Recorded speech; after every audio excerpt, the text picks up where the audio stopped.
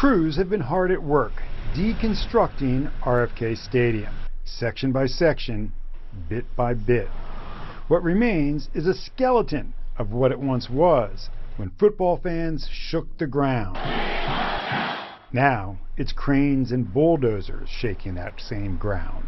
Last year, crews began removing the seats and what historic artifacts remained. Now it's just steel and concrete left to come down. In a year it'll be gone. By fall of 2026, it will be all gone. Stephen Johnson is overseeing the project for Events DC.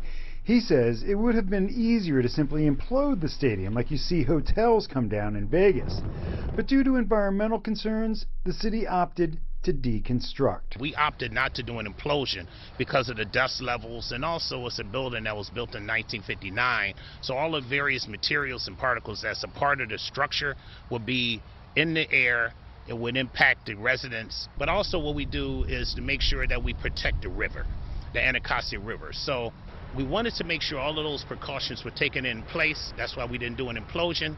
And it was a phased process that we continued to just take down the stadium, but we're making significant progress. Nina Albert, DC's Deputy Mayor for Economic Development, tells News 4 the clock starts ticking on building the new stadium as soon as the council takes the final vote tomorrow. It's going to be very important for us to begin detailed planning right away.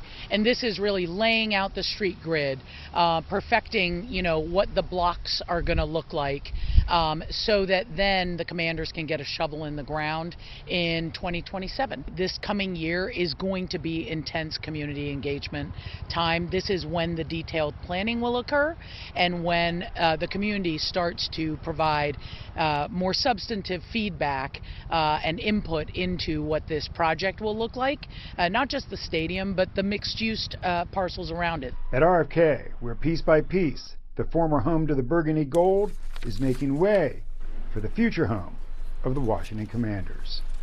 Mark Segraves, News 4.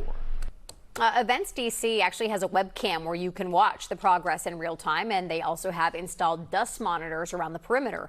Those results will begin being posted next week. Also, kind of a little fact, they're using some of the materials and giving them to local artists to incorporate in some of their art projects. So, they're finding ways to repurpose. Absolutely repurpose and keep the stadium alive.